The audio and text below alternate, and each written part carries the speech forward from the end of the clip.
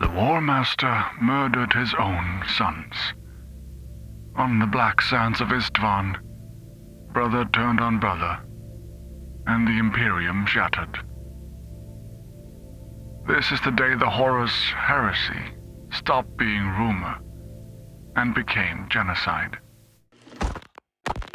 Repeat, this is Captain Nathaniel Garro of the Death Guard, aboard the frigate Eisenstein. Priority transmission to all Imperial forces. The War Master has turned. Horus Lupercal has betrayed the Emperor. He has murdered his own warriors. He has bombed Istvaan III with viral weapons and slaughtered billions. I am carrying survivors and proof of his treachery. I am en route to Terra. If any loyal forces receive this transmission, then... Recording 3, the Heresy Tapes. This recording documents the Istvaan atrocities. The events that transformed the Horus heresy from conspiracy into open war. Classification Vermilion. What follows is compiled from recovered Vox transmissions, servo skull recordings, survivor testimony, and administratum after-action reports. Some materials show evidence of warp contamination. Others were recovered from the armor of the dead. The events described occurred in the Istvaan system 005 to 006.M31. Listener discretion is advised. This recording contains evidence of fratricidal conflict on a scale unprecedented in human history. I was not at Istvaan either. If I had been, I would not be here, telling you about it. I learned what happened there the way most humans learned, in fragments. Whispered rumors that could not possibly be true. Then, official denials that convinced no one. Then silence. Then, finally, the screaming that never stopped. Istvaan is where the dream died. Where brother first raised weapon against brother and made the heresy real. There were 2 massacres. The first on Istvaan III, where Horus murdered his own loyalists to purge his forces of doubt. The second on Istvaan V, where 3 loyalist legions walked into a trap and were annihilated. Between them, perhaps 200,000 space marines died, and 1 primarch. This is how it happened. Rewind if you must. Press play when ready. To understand Istvaan, you must first understand the problem Horus faced. He had turned. He had pledged himself to powers beyond the veil. He had decided to march on Terra and overthrow the Emperor. But he could not do it alone. The Legiones Astartes numbered perhaps 2 million warriors at the height of the Great Crusade. Even a war master cannot fight 2 million space marines. Horus needed allies. Not just primarchs who shared his grievances, but legions willing to follow them into treason. He found them, slowly, carefully, through the lodges, through shared resentments, through promises of power and freedom from the Emperor's demands. But there was a problem. Not every Astartes in a traitor legion was a traitor. The lodges had spread, yes, corruption had taken root. But there were captains who had never attended lodge meetings, companies that still believed in the imperial truth, veterans who had fought beside the Emperor himself before any of their brothers were born. These men were loyal, and loyal men ask questions. Horus could not begin his war with uncertain legions. He could not march on Terra, wondering if the warrior beside him would turn at the crucial moment. He needed to purge his forces, and he needed to do it in a way that bound his traitors together with shared guilt. Istvaan III would be his crucible. Istvaan III Deployment Records. Reference: War Master's Discretionary Authority. Forces assembled at Istvaan System Edge 005.M31. Sons of Horus, 63 companies. Full Legion strength. Emperor's Children, 41 companies, accompanying fleet elements. Death Guard, 57 companies. Support vessels. World Eaters, full Legion deployment, excessive by standard metrics. Total Astartes present, approximately 60,000. Deployment mandate. Suppression of non-compliant regime on Istvaan III. Standard compliance action. Note: force composition exceeds standard requirements for single system pacification by a factor of approximately 800. No explanation recorded. Additional note: Istvaan III planetary population at time of deployment 8,300,000,000. 4 legions, 60,000 space marines, for a single rebellious world. I remember hearing the numbers and thinking, this is wrong. The scale is wrong. You do not send 4 legions to crush a rebellion. You send a company, perhaps a chapter, if the resistance is fierce.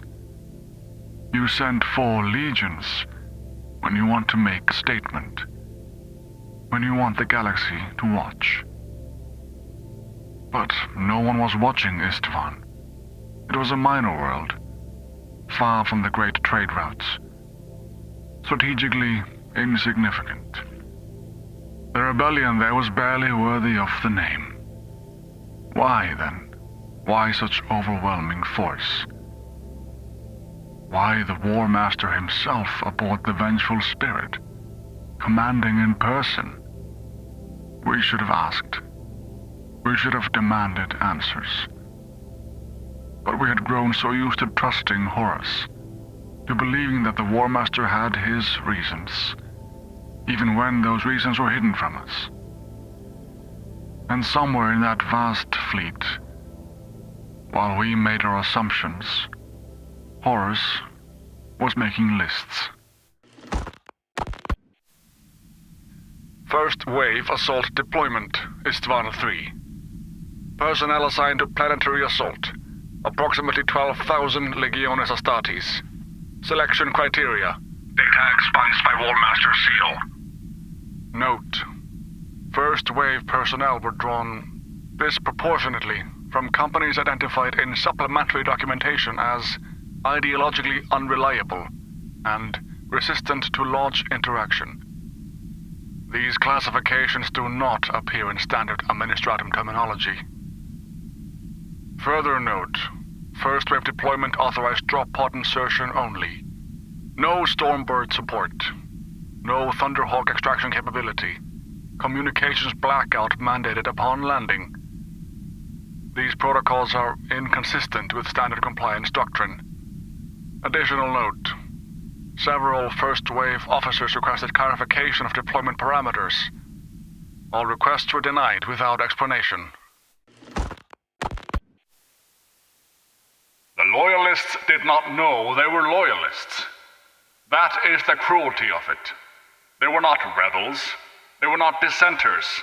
They were simply space marines who had not attended the right meetings, who had not sworn the right oaths, who still believed in the Imperium they had been made to serve.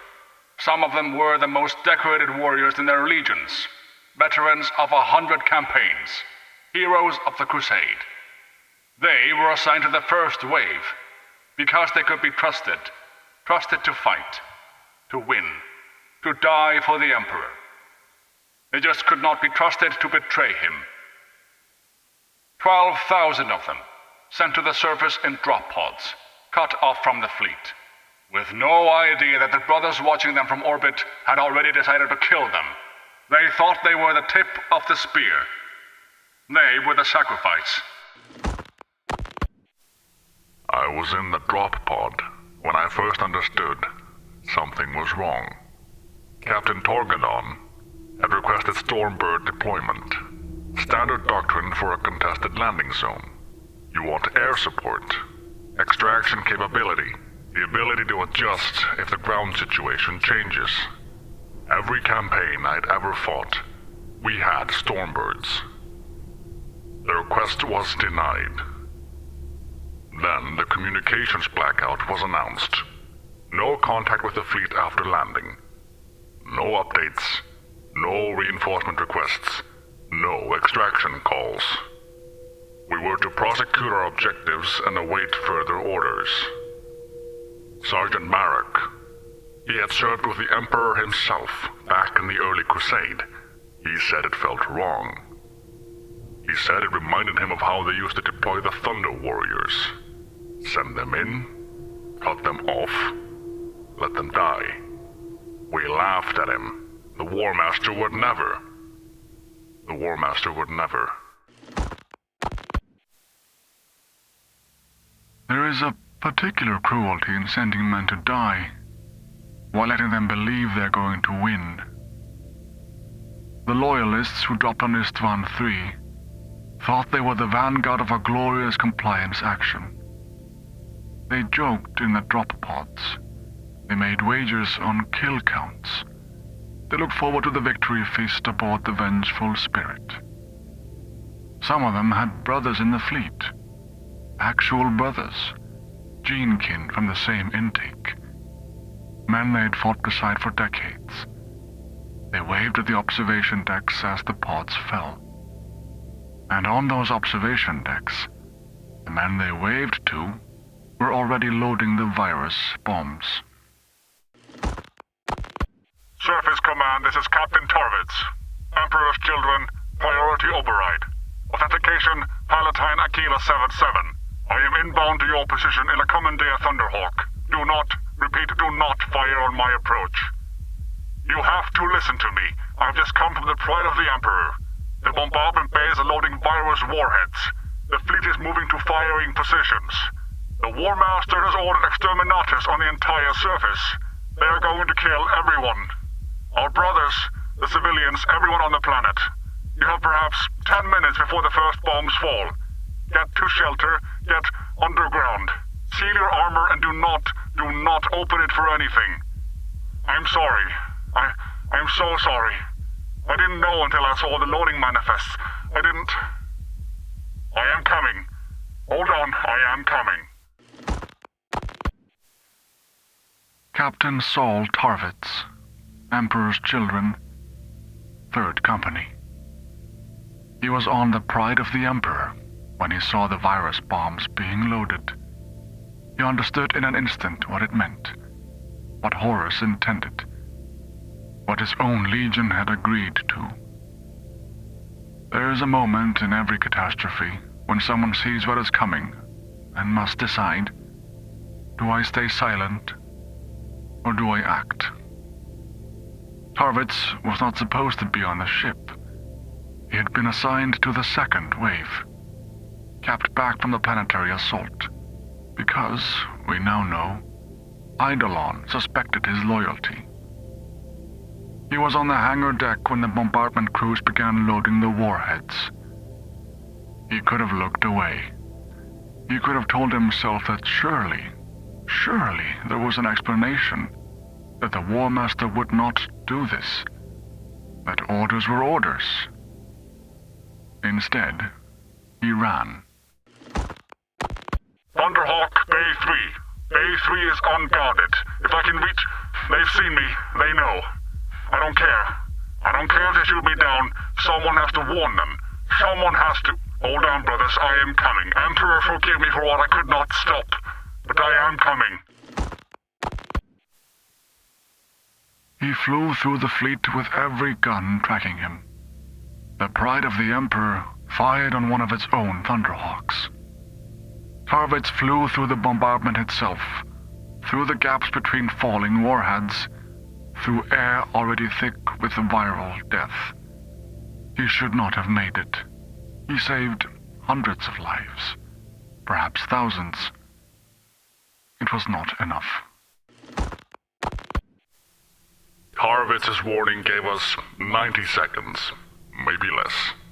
I was in the command bunker at Coral City when the transmission came through. Captain Garro was there. He was the one who ordered us to seal the doors, to activate every atmospheric filter we had, to get below ground immediately. Some brothers didn't make it. They were too far from shelter, or they didn't believe the warning, or they simply couldn't accept that their own legion would do this to them. We sealed the doors, and we listened. The virus fell like rain. The Life Eater, they call it.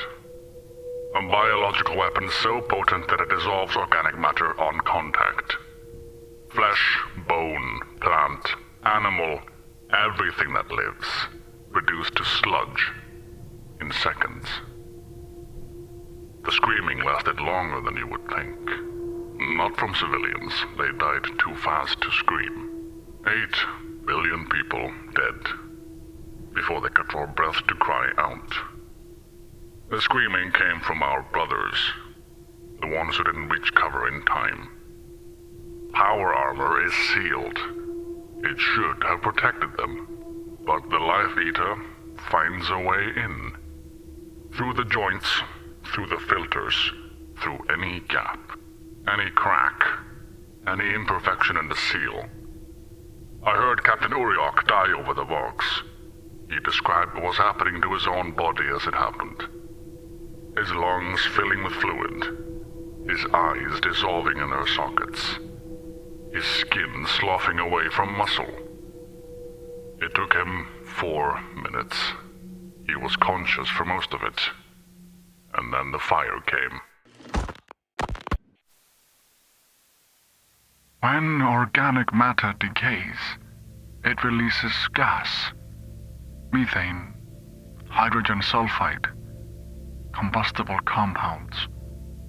When 8 billion corpses decay simultaneously, when an entire biosphere is reduced to rotting sludge in the span of minutes, the gas builds until the atmosphere itself becomes fuel.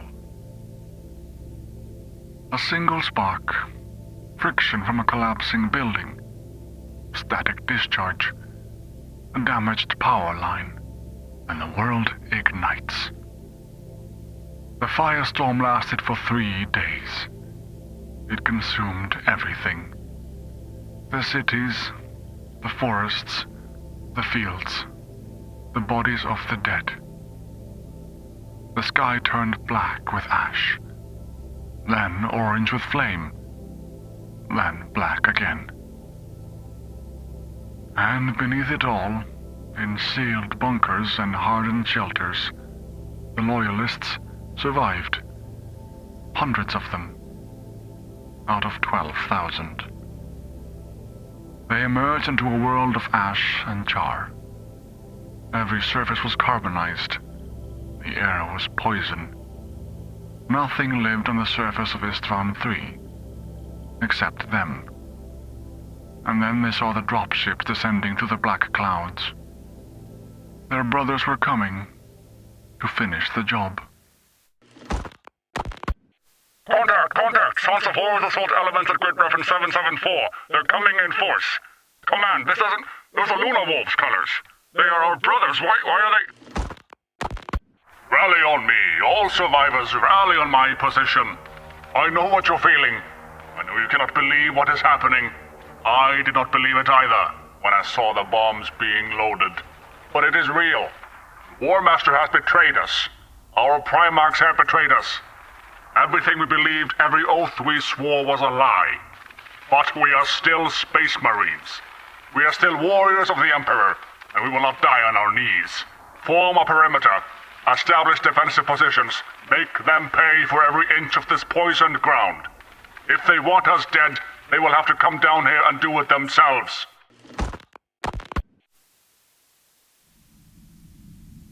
Istvaan III Ground Campaign. Duration Summary.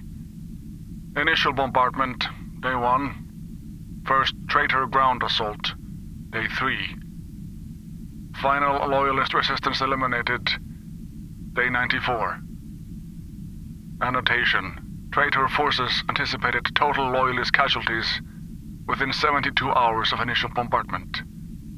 Actual campaign duration exceeded projections by 91 days. Further annotation. Strategic timetable for subsequent operations was significantly disrupted. War Master Horus was reportedly displeased. The loyalists of Istvaan III should not have survived the virus bombing. They should not have survived the firestorm. And they certainly should not have held the ruins of Coral City for 3 months against overwhelming traitor forces. But they did. Angron, primarch of the World Eaters, the Red Angel, the Eater of Cities, was so enraged by the delay that he teleported to the surface personally. He could not accept that a few hundred loyalists were defying the War Master's will. He wanted to kill them with his own hands. Even with a primarch on the field, it took weeks.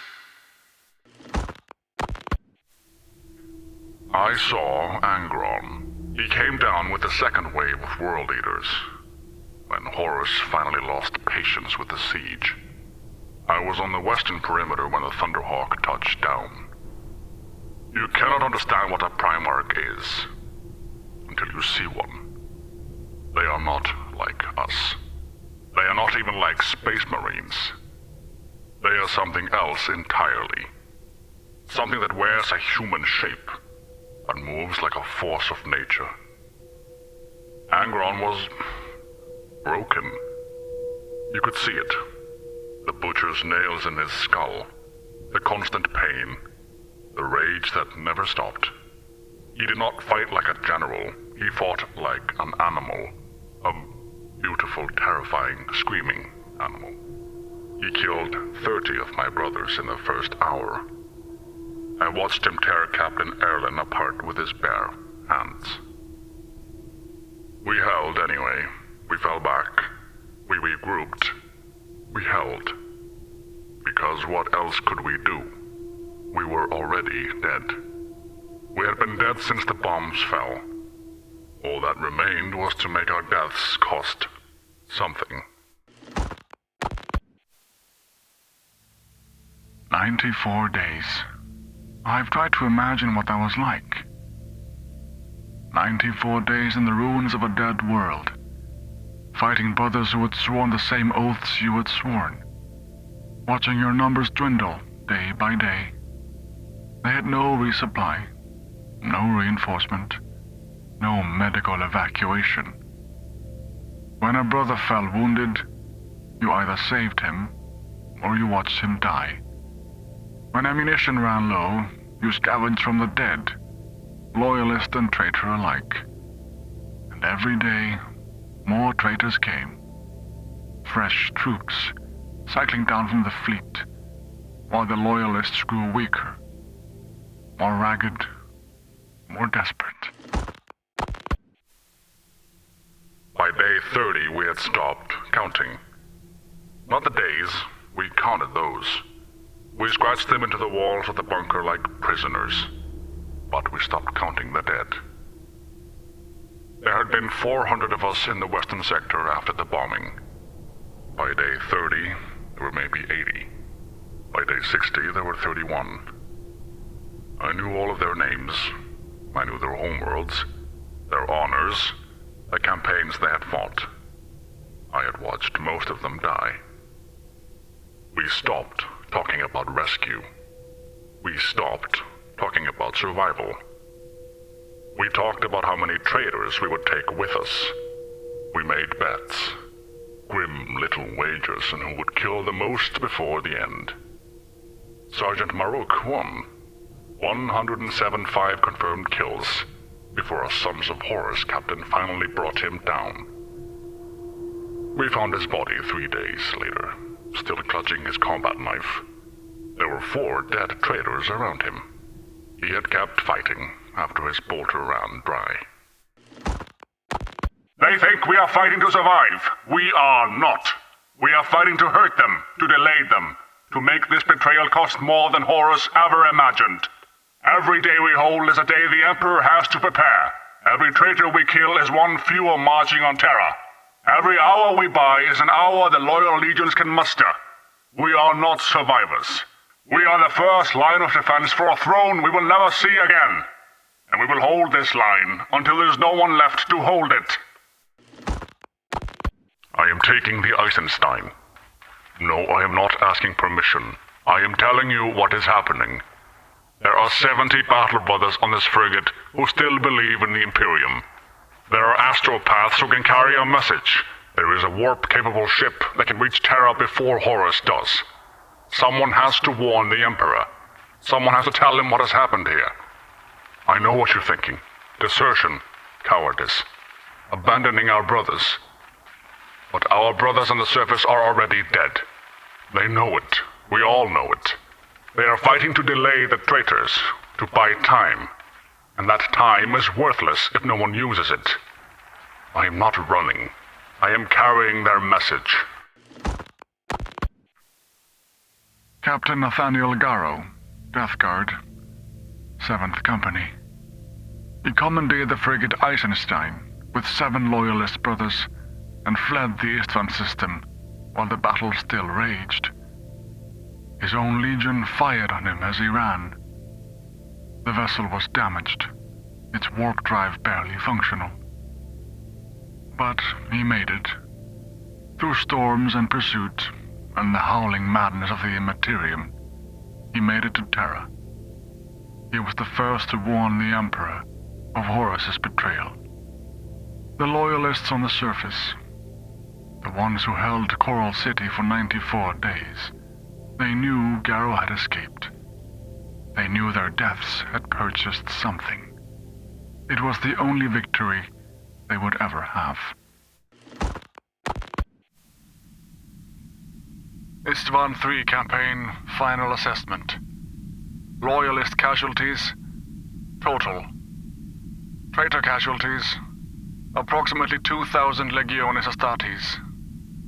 Campaign result, strategic success. Loyalist elements within traitor legions eliminated. Force cohesion achieved. The loyalists of Istvaan III did not win, but they made the traitors bleed. Istvaan V, the Orgal Depression. What follows is the most complete account of the drop site massacre, compiled from surviving records. Much has been lost. Much was deliberately destroyed. Some was corrupted by warp exposure during the ruin storm. What remains is fragmentary, contradictory, horrifying. The truth is bad enough. When word reached Terra that Horus had turned, when Garro delivered his warning, and the Emperor finally understood the scale of the betrayal, the response was immediate. 7 legions, 7 primarchs, sent to Istvaan V to confront the War Master and end the rebellion before it could spread. It should have been enough.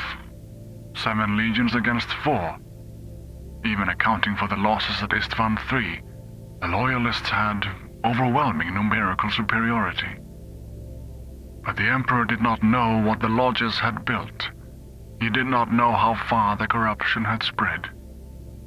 4 of those 7 legions had already turned.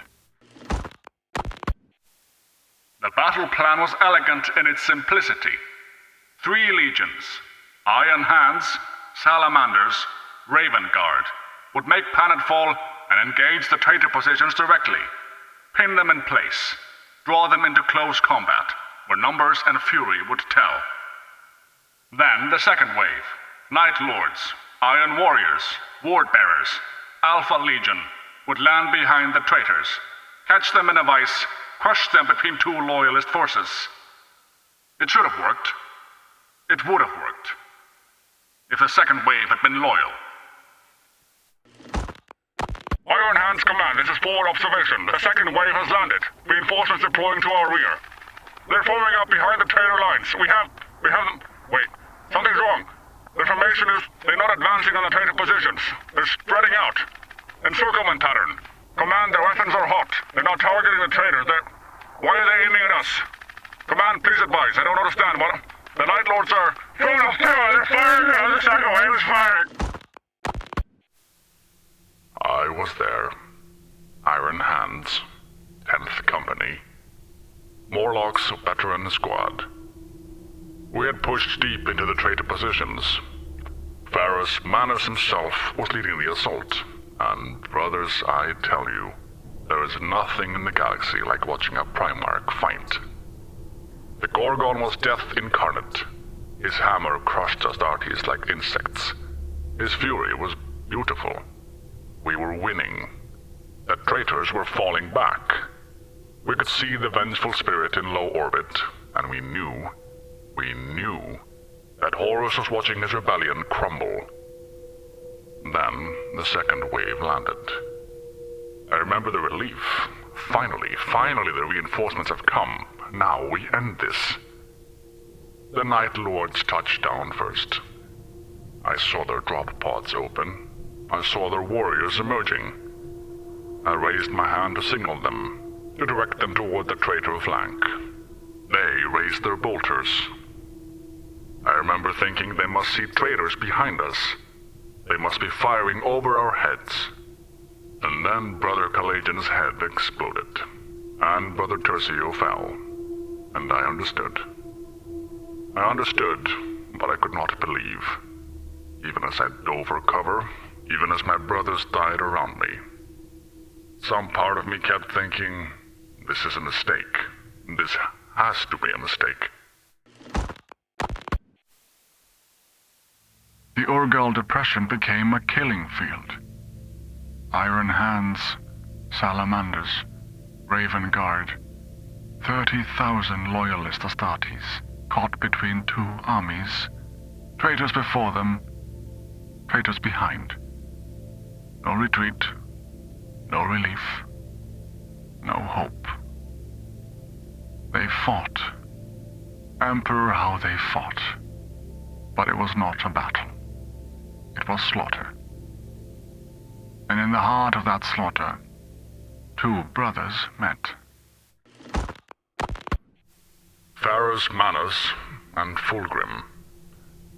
They had been close once, closer than most Primarchs. They had forged weapons for each other. Ferrus made Fulgrim's blade. Fulgrim made Ferrus's hammer. They had fought side by side. They called each other brother and meant it. Now they met on the killing fields of Istvaan V, and only one would leave. I was too far away to see the duel clearly. I was fighting for my life, surrounded by word bearers, watching my brothers die. But I heard the stories afterward. I spoke to survivors who had been close enough to witness. Fulgrim begged Ferrus to turn. He wept, he pleaded. He said they could rule together, that the Emperor had lied to them all, that there was still a chance to stand as brothers. Ferrus refused. Fulgrim took his head. The Primarch of the Emperor's children cut the head from his closest brother, and then he held it up like a trophy, while the Iron Hands screamed. That was when we broke. Not before. Not when the second wave betrayed us.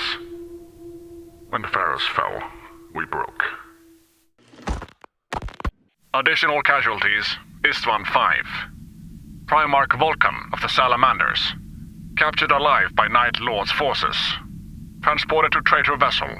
Subsequent treatment documented in restricted files. Redacted for sanity protocols. Note: Vulcan is a perpetual, a being incapable of permanent death. Conrad Kurz, Primarch of the Night Lords, was aware of this. He killed Vulcan repeatedly. For months. Corax got out. The Primarch of the Raven Guard, he saw what was happening before the rest of us did. He saw the trap closing, and he made a decision. He did not rage. He did not despair. He simply acted. I was close enough to hear him give the order. His voice was ice.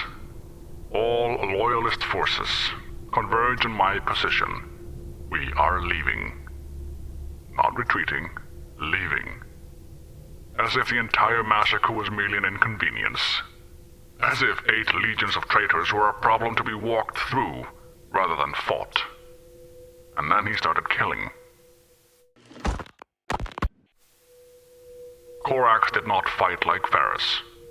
Varus was a hammer, overwhelming force, unstoppable momentum. Corax was a shadow. He moved through the traitor lines like smoke. One moment he was there, his claw taking a Night Lord's head. The next he was gone. And 3 ward-bearers were falling with their throats opened. We followed him. What else could we do? The primarch was carving a path through the massacre, and if we stayed close enough, we might live. 5,000 of us made it to the extraction point. 5,000 out of nearly 80,000 who had died that morning. Corax counted every one of us as we boarded the transports. He stood at the ramp as the last straggler stumbled aboard, his claws still dripping, his armor painted with the blood of 100 traitors. He was the last one on. He would not leave until every survivor was accounted for. I was not part of the group that left with Corax. I escaped a different way. Through the wreckage, through the corpses, playing dead until the traitors moved on. I crawled for 3 days through the ashes of my brothers until a salamander rescue shuttle found me. There were 19 of us on that shuttle. 19 out of an entire company. We did not speak for the entire journey. There was nothing to say.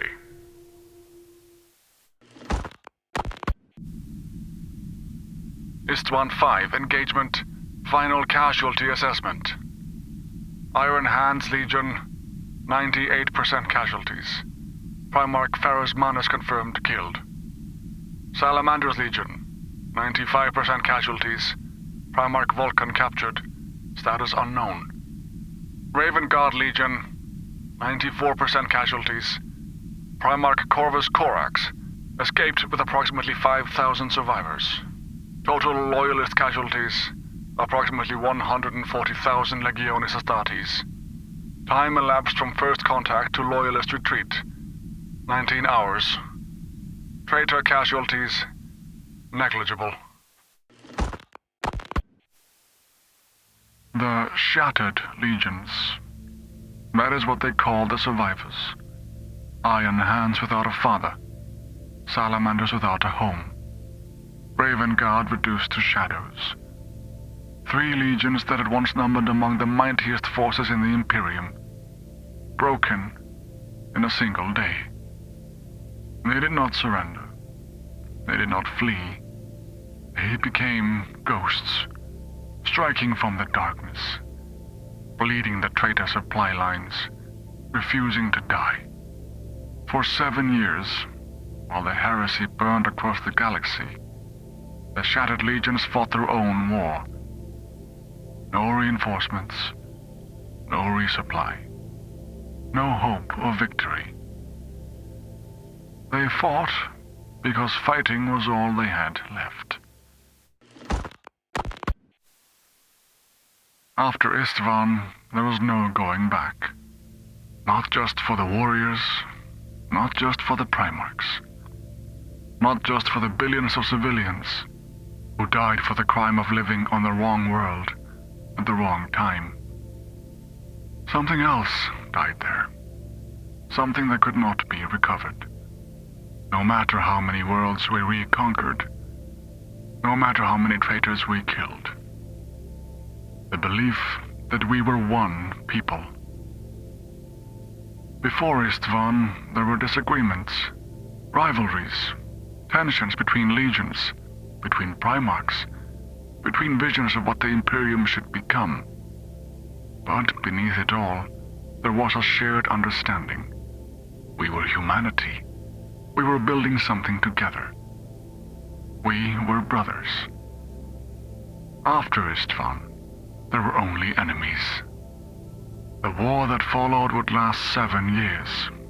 It would burn across the galaxy. From the Eye of Terra to the gates of the Imperial Palace. It would consume worlds beyond counting and lives beyond measure. The 1,000 suns would burn on Prospero. Lorgar and Angron would tear through Ultramar in the Shadow Crusade. The Ruin Storm would split the galaxy in two, and half the Imperium would believe the other half dead. And at the end of it all, Horus would stand before the Emperor on the deck of the Vengeful Spirit, and one of them would die. But that is for subsequent recordings.